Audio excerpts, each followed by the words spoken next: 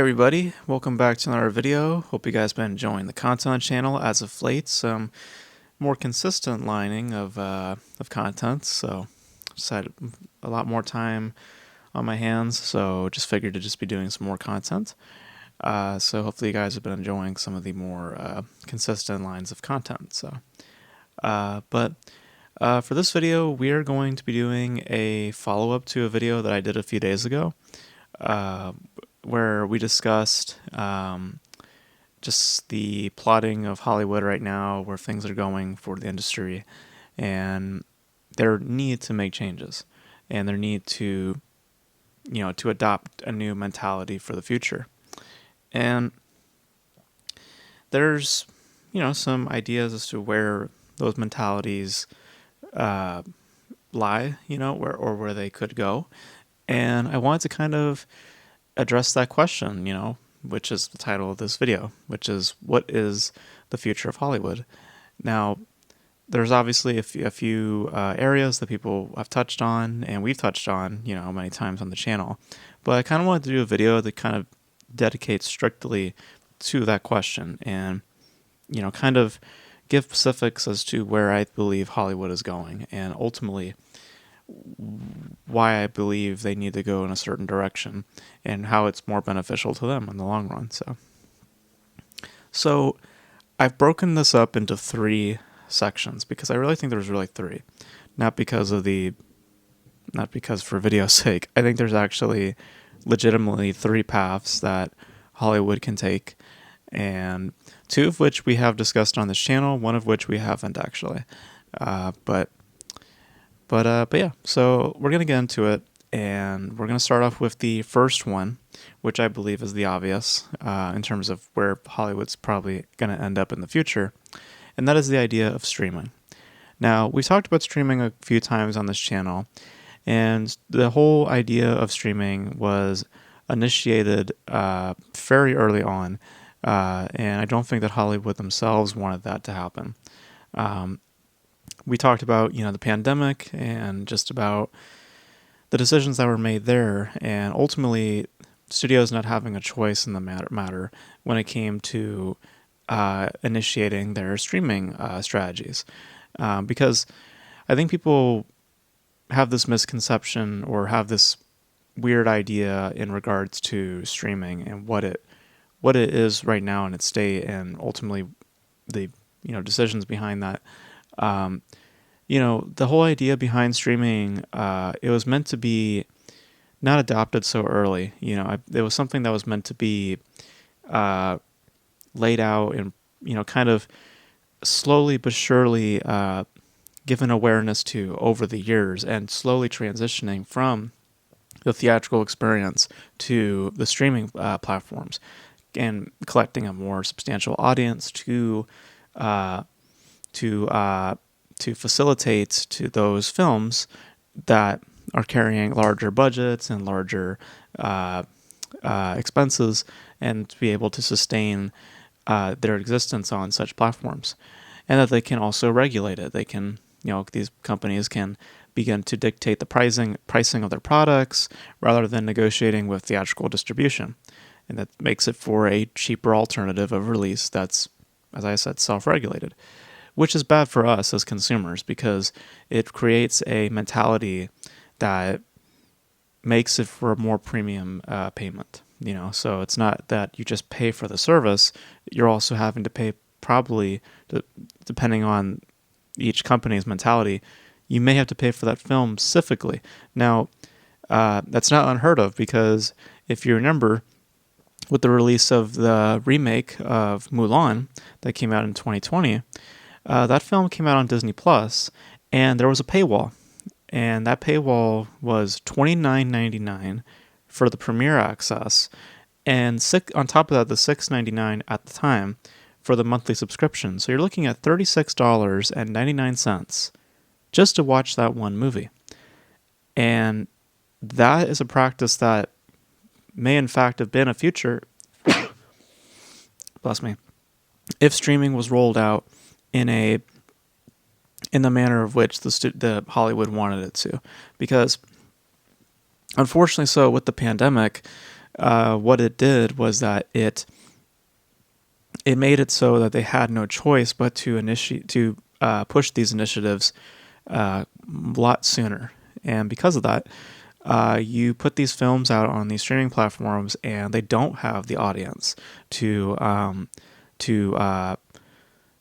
make it profitable and to make it seem a benefit to them.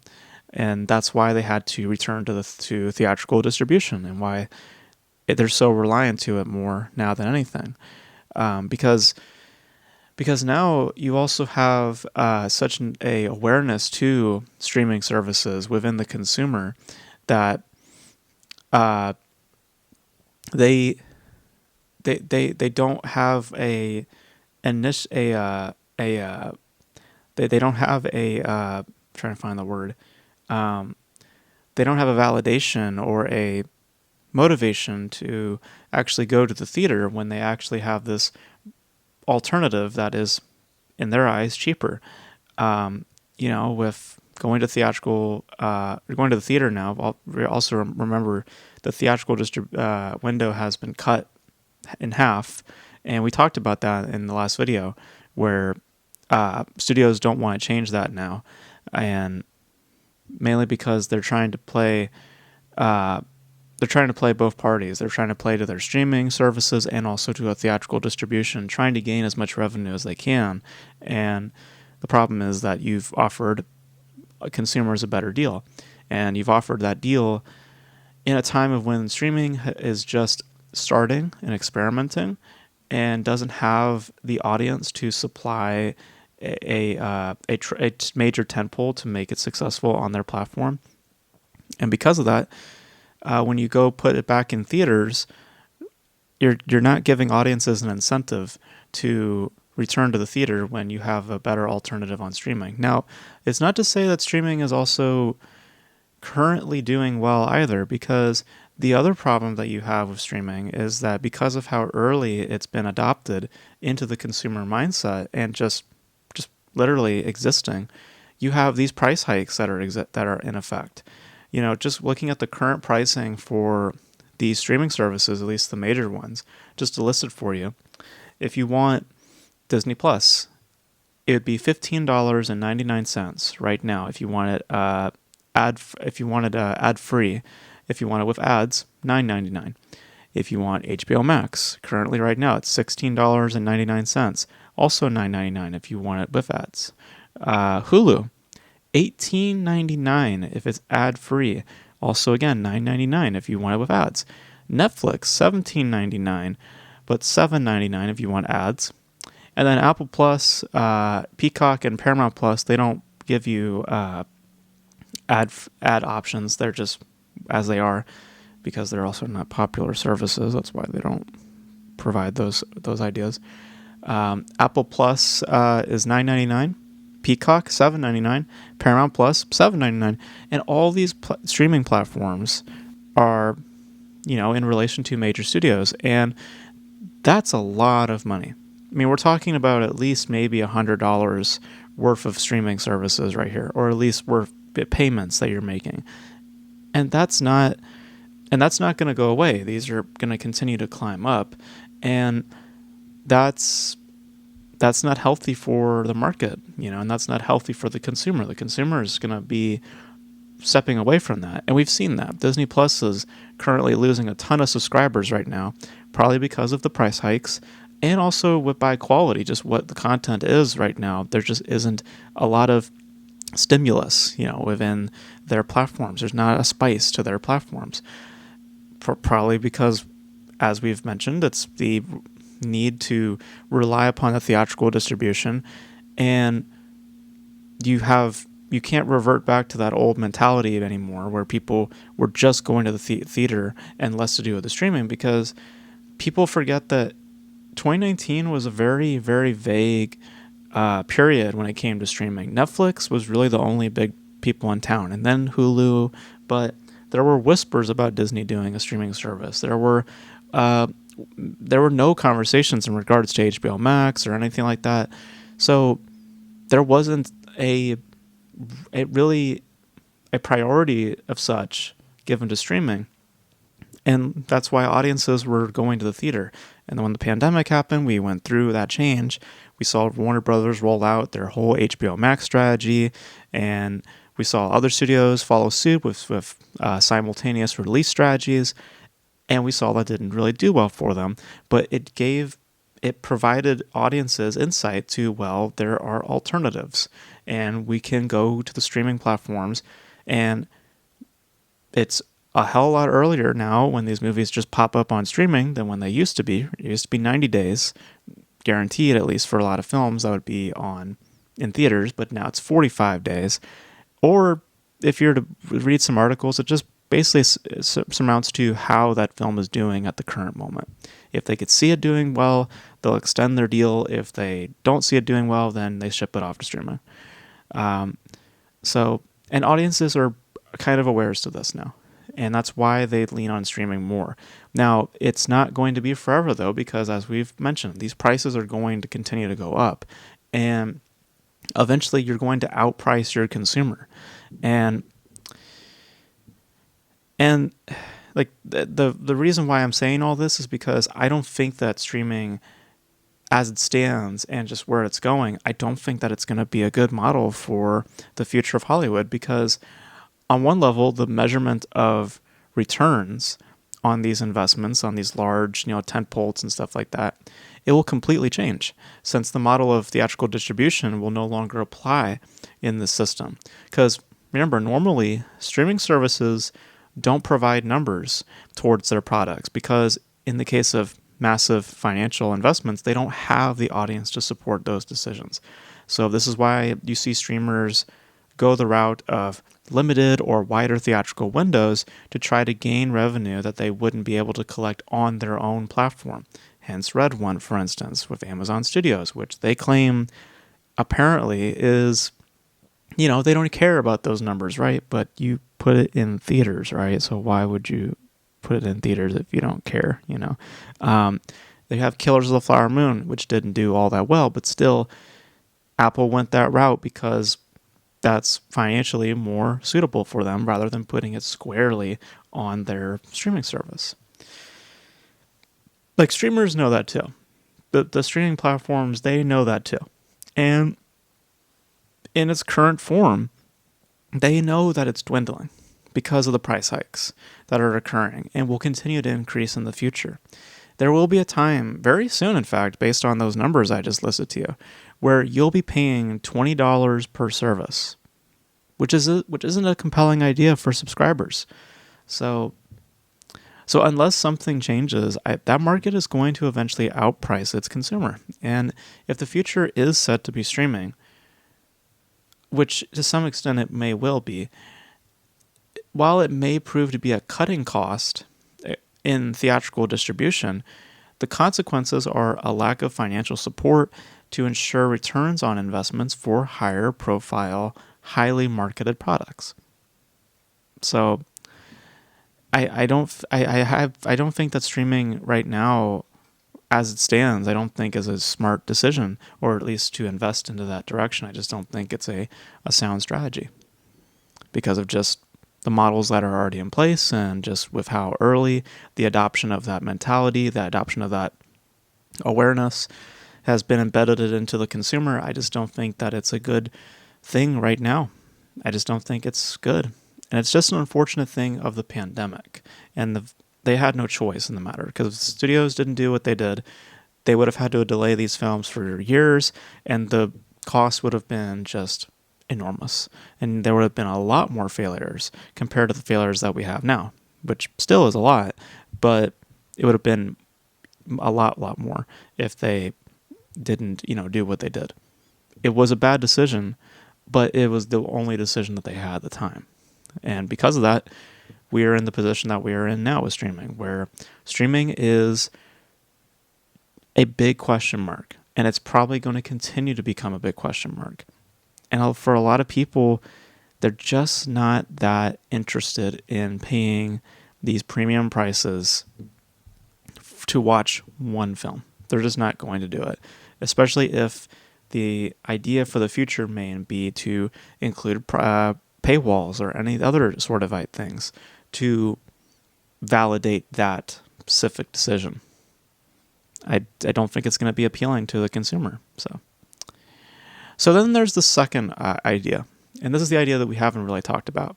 And it's honestly that this is going to happen regardless because of streaming and other factors involved. This is going to happen.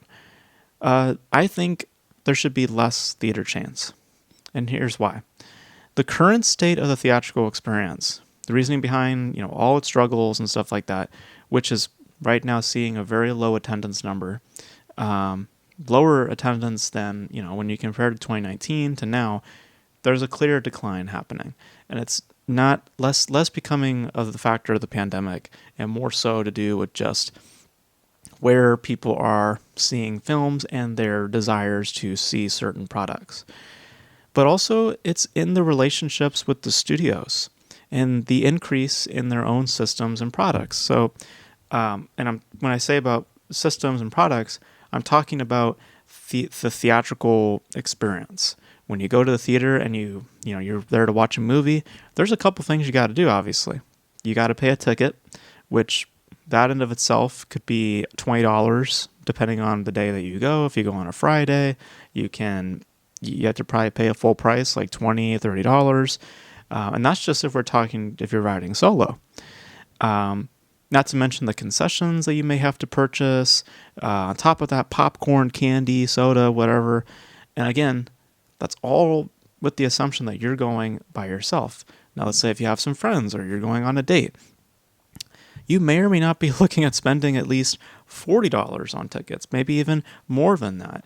And that's again, not including concessions. Putting that all together, you may in fact be spending almost the same amount of money as you would potentially in the future do for streaming.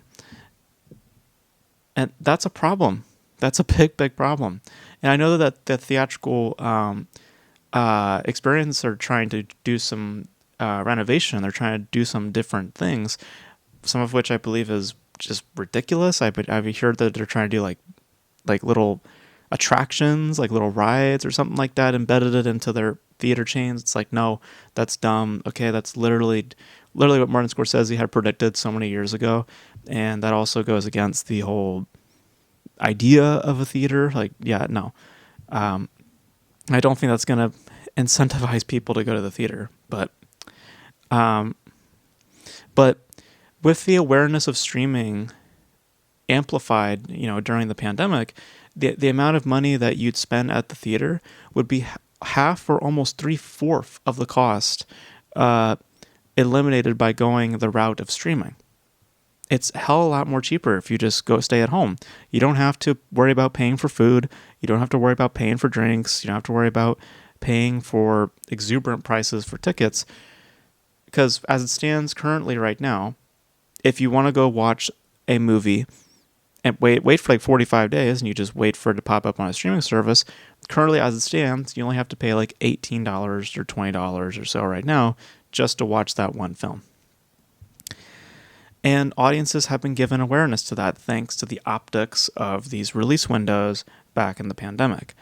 So, because remember, before the pandemic, there was pretty much a unanimous 90-day window, which would only be lifted given the performance of the film and the likelihood of a financial return. So, like if they see that it could do fine, then they'll let it like run its course. But if they see it as a big failure, it ships right off to streaming. Hence why many films that initially struggle find their footing after some time has passed. If we're talking way back like 2018, 2019, typically, there will be a lot of films that could bounce back because they're given so much time to scrounge up their money or to get the money that they need. Now, during the pandemic, as we talked about, studios, they began their negotiations with streaming services for same-day release models, and that's when the 45-day window thing started to happen. And that was something that was made by the studios. That wasn't made by theater chains. They can't regulate that. Studios come in and negotiate with theater chains, and this became the norm with just all these studios with just 45-day window policies or 45-day window ideas.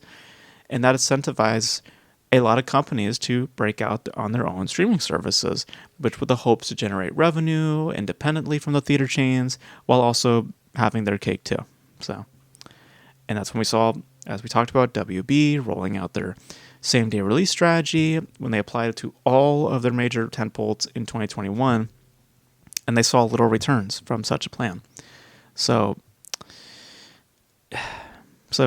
with the benefits now embedded right into the social landscape for almost 5 years now in regards to streaming and stuff like that, it's very, very difficult to convince someone to go spend $20 or $30 for one movie versus paying that exact amount for a monthly service, which in their minds, while paying for the service is paying for the service, it's essentially free. I mean, even if you have a streaming service already and you're paying for it already monthly, if you just want to watch that movie and it pops up on that service, in your brain, it's free. I know it's not literally free, but as it feels and as it is, it in some manner is free. So, and that's why I believe that lesser theater chains is inevitable. I just think it's an inevitable outcome, and I think they have to adapt to that because limiting the amount of physical chains, I think, is going to help alleviate expenses and match within the current amount of consumers coming to the theater. Because the less there is, the less of a threat it is to your overall business. So I just think that that's probably where things are going. I think a more minimalistic theatrical experience is more than likely the way of the future for theater chains, kind of reverting back to old standards like the mom and pop shops currently hold, where they house like a certain amount of auditoriums, and it's just very selective and very small. And I think that's probably much more of a benefit, at this point, rather than having all these chains out there and not getting as much money back because of how films are performing currently and will still be for the future. So that's, I think, another big possibility, and I think honestly that's probably just going to happen regardless. Now, the last one is another obvious one that we've talked about many, many times here, and that is in regards to budget and marketing and their desperate need, these companies, to cut back, because this is the biggest and most obvious reason behind the current struggles with Hollywood. It's the enormous spending within their major tentpoles. Now, some of these spendings we've talked about, it can be attributed to delays that were or were not caused by the pandemic, which for me is slowly becoming an excuse at this point because, as I said, we're like 5 years now out from the pandemic. So I mean, we still deal with it. It's a seasonal thing now. But, in terms of a widespread, global shutdown and all those things, those are 5 years in the past now. And I slowly, like this year especially, I've said I don't think that I'm going to count that as a reason anymore. I just really don't think that's a valid reason anymore. And I mean, look at the spending from just this year alone, guys. It's only been 3 months, and look at the kind of films that are rolling out. And again, some have delays, but not for the reasons that you actually think. So let's look at some of these films that have come out this year. We have Mickey 17, which alone has a production cost of $118 million. There's Better Man, that had a production cost of $110 million. It was funding and stuff like that, but still, that's the end results, is how much it has. We have Snow White, which is coming out in a few days. I've heard reports of $250 million to $270 million production cost alone before the marketing cost. We have The Electric State, which is a $320 million production, and no numbers being reported from Netflix. We have Captain America, Brave New World, which is $180 million just for the production alone. And then we have upcoming a Minecraft movie, which reportedly has a production cost of $150 million. So, and what I've just described to you is squarely talking about production. We haven't even talked about the marketing expenses. And for some reason, they don't disclose this information all the time with a lot of these major tentpoles. And I don't know why. I think it's just to please their investors, or just to not appear as if their financial burdens or their financial pourings are as high, because they are. Like in the case of Snow White, that's close to a $400 million investment if you're to consider marketing expenses that are probably at least $100 million. Yeah, that's crazy. But sometimes they do come out. For example, we know Mickey 17's marketing expenses were at least $80 million, and Captain America Brave New World's marketing expenses were at least $100 million. And you can't sit there and say that, oh, well, these films that I've listed, some of these films have gone without marketing. And I think it's just goes without saying because it's just their production cost. The Electric State, yeah, they're not going to market that because of how much that movie cost to make. Better Man, similar reasons, but also who the fuck knows that singer? That's not a major tentpole or major IP, so no one really knows. Nobody's going to care. A Minecraft movie, though, you bet your ass they're going to put some money into that because that's a very notable IP name, and they're going to want to have big sales for that. So they're going to put a lot of marketing behind that. So you see how the costs go up when you see these production costs and when you consider the marketing efforts behind it.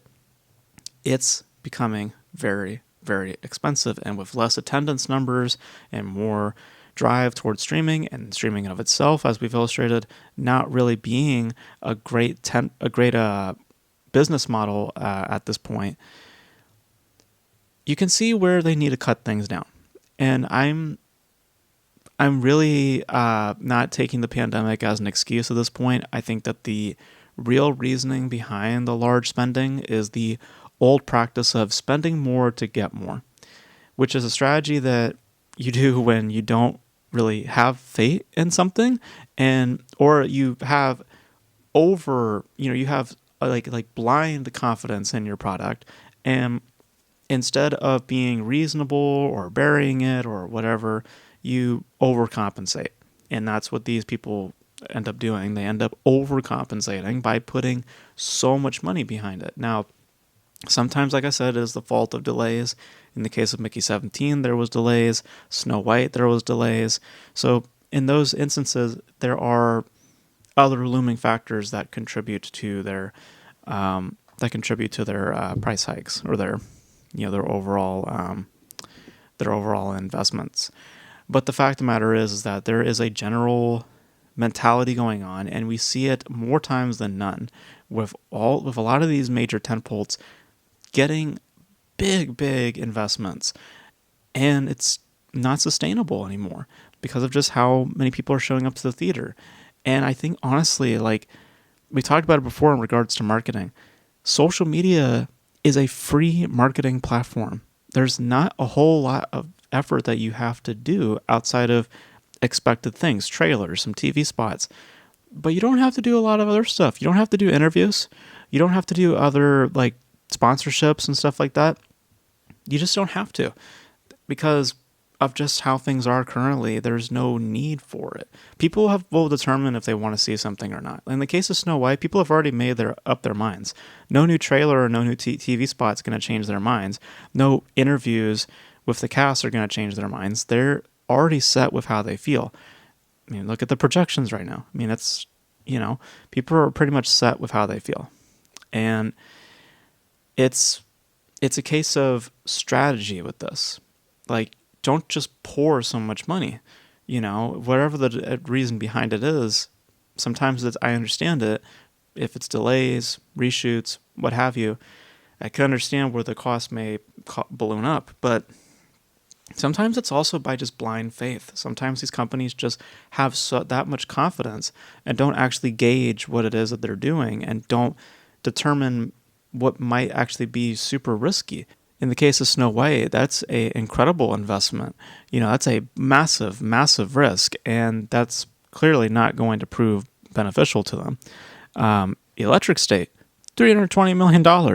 It's a huge, huge risk. That is almost the same amount as Avengers Endgame. So there is to use a great phrasing from a Senator John Kennedy, who I love that dude. He's so funny. There is a massive spending porn happening right now in Hollywood, and there are some factors to it that are reasonable and understanding, and there's other times where it's like, okay, this is just ridiculous. And that's a big reason as to why things are happening right now, why financially there is a lot of struggles because of Hollywood's weird mentalities, their standards, their inconsistency within productions, like with not able to release things when they need to come out, and that pushes the price up. So yeah, and less so marketing. More, we don't need a whole lot of marketing, guys. Like a few trailers is enough, and then social media will do with it as they do. You don't need lots of TV spots. Not a whole lot of people watch television nowadays. At least to me, I don't think so. Especially when you have these streaming platforms that host these TV shows online. So it's like, I don't think anybody really cares to watch actual television anymore. But it's like, it's a lot. It's a lot of money being spent right now, and it's very less returns. And it's really odd to see studios still with, thinking this way. You don't have to do it that way. I get that cost for production also has gone up. Expenses within just material has also increased over the years. But prioritize it, Limit, how much maybe these filmmakers need. Sometimes maybe we need a mandate, Perhaps we do need a mandate for filmmakers to not, because there's also the other side of it where filmmakers are given a lot of leniency, it seems, nowadays, to just request for material, request for investments, depending on the names. They'll just get handed a ton of money to do their projects. That's not acceptable anymore. I don't care if they're an auteur. I don't care if they're a Scorsese or a James Cameron or whoever, and they've made you billions of dollars. Not really Scorsese, but you know what I mean? Like notable names in Hollywood. Doesn't matter at this point. They should be given the money that they need, not the money that they want, the money they need. Examine their projects, determine how much money they actually need, and then go with that, and not just pour millions upon millions of dollars at the director's request. No, I don't think that that's a good strategy either. So yeah, they definitely need to reevaluate in terms of their spending habits, because it is not sustainable anymore. It's not sustainable anymore. And that, to me, are the three paths that I think Hollywood can take. I honestly think that that's three places. And I think that of those three, obviously for me, I think that the issue more so than anything is their spending habits. If they're able to regulate that's the spending, I think then we might be able to see a little bit more of a steadier flow, and determining also just your audience for today. How many people are coming to the theater? And maybe with the theater chains, as I've illustrated, maybe less theater chains. Because I doubt that streaming is at this point the answer. We've all said that before, how like streaming could be like this big thing, for companies in the future. And I think that conversation has died out because of just where we're at right now, and with how streaming has been introduced to us so early. And the industry probably did not want that. They did not want this conversation to be had so early. They wanted this conversation to be like 10 years or 20 years down the line. Not right now. Not right now. They were planning out a future, and their future got thrown out the window, essentially, because of just the pandemic, and ultimately, what the pandemic forced them to do. So now we're in a dilemma now where we need to reevaluate, and we need to, we need to get people back to the theater, and they're just not going to, guys. They're just not going to. So you need to make some changes yourself to match with the current attendance.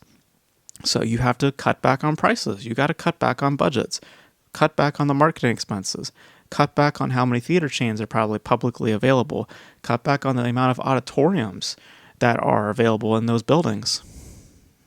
That's probably what's got to happen. And I think that that's ultimately the best thing at this point. Less is more in this case. More is not going to help. It's just not going to. You can't release a $300+ million production currently right now without having the utmost certainty that audiences are going to show up. Like maybe something like an Avatar this year may prove to be largely profitable, and those huge financial ambitions that probably are there for that film may prove to be validated, but that's only in one instance. And look at all the other ones that I've just talked about: Mickey 17, Better Man, Electric State, Snow White, Captain America. Potentially with Minecraft movie, if you see the projections there, it's not looking too great either. It's not great, and it's not sustainable. One instance does not make the whole ideology validated. It just makes it a hiccup. It just means that, oh, well, it works that one time. It was luck, and that's not something that Hollywood can bet on right now is luck. They need to have certainty, and they need to be able to understand the landscape right now when it comes to the film consumption. It's changed, and it's not going to revert back. So you have to adapt. And the only ways to adapt, in my eyes, are to limit our limitations right now. It's not to go bigger and grander. It's to limit yourself. And Hollywood, I think, is starting to realize this, but I don't know if they'll commit to that. But in my view, that's really the only way that they're going to be able to exist in like 20 years down the line in a major capacity. So those are my thoughts on what I believe Hollywood's future may be. Those are the three paths I think are probably going to be taking place. All three may take place at once. Who knows? But that's my thoughts on that. So you guys let me know your thoughts in the comment section below in regards to what you believe the future of Hollywood's going to be. What do you think is going to be the future in like 10 or 20 years from now? What do you guys think? Do you guys think that streaming is somehow going to bounce back? Do you guys think that we're going to have less theatrical chains? I think that goes without saying. Do you think that Hollywood will finally cut back on some expenses? Or is there something else that I'm not thinking of that you guys want to bring up? Like, let me know. Let me know. It's a very, very interesting discussion, especially right now. And given just how this year is going so far, and potentially with how it's going to end up, it's like, yeah, it's conversations that need to be had. So, but let me know all your thoughts in the comment section below. And that's going to be it for this video, guys. Thank you guys for tuning in. And until then, I'll catch you guys in the next video. Bye.